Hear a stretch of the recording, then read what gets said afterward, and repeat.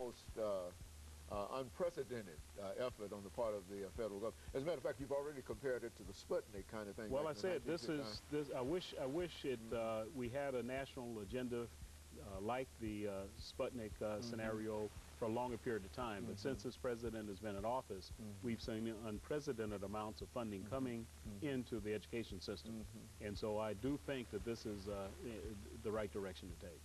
Now, another element in reference to this, Dr. Johnson, has to do with the Tennessee lottery. I mean, how is that system working at Tennessee State University? Well, you find that there can be some mixed results when you look at lottery. You have to be very careful about who contributes to the lottery purchases themselves, and I'm talking about what segment of our society. And normally those are going to be the segment that's going to have a lot of unmet need.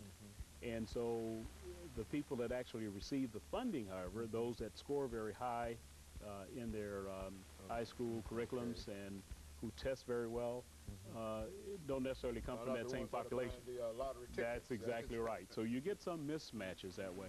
So I've always advocated for having a little bit more need-based aid coming out of the lottery scholarships. You got to have both. You got to have some merit, but also you have to give some of the students that have unmet need an opportunity to compete for those funds as well. You know, Dr. Johnson, we've got about 3 minutes, and why don't you take an opportunity perhaps to say something in reference to students to re-emphasize something that everybody probably tries to do every day, to re-emphasize the importance of education, them working hard, and et cetera. You know, just coming from you as the president of Tennessee State University. Every chance I get to talk to students and potential students of the university, I say over and over again that education is the single best investment that you can make toward your future. I mean, and it is the investment that pays off in terms of return on investment or any other business term you want, more than anything else that you can invest in, including your house or your car. Your education is something that will continue to provide benefits to you over your lifetime. And so I say any means necessary, through grants, through scholarships, through loans, through any measure that you can to make education affordable to you, you should take advantage of it. And if a student is conscientious and he works hard and he has the good grades and everything, it really doesn't matter how much money he has. That's exactly right. And that's the best way to ensure success, is to be a good student while you're in school. And that will ensure that you'll have the opportunity to receive funding for your education. Well, Dr. Johnson, anything else that you'd like to leave with our audience this morning? Because this is your show, and we want you to sort of end us the last minute or so that we have here. Well, I just want to let you know that, yes, we do have challenges, and the challenges are that we have seen some drop in appropriated support to the universities, and it's the time now where the communities themselves have to help. They have to assist each of the colleges and universities to really achieve the, I would call it the margin of excellence, to ensure that we have education as the highest level of priority for our youth.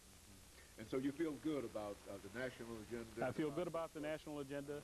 I would love to see the state agenda improve somewhat as far as funding is concerned, but I think we also need the private sector to assist as well. And so jointly, I think we can achieve whatever we want in this country. So I'm very positive. And so things are looking good for Tennessee State University. Well, I think they are, and I'm just saying if we can get to and continue to get the kinds of financial support we need, then that's what our students need.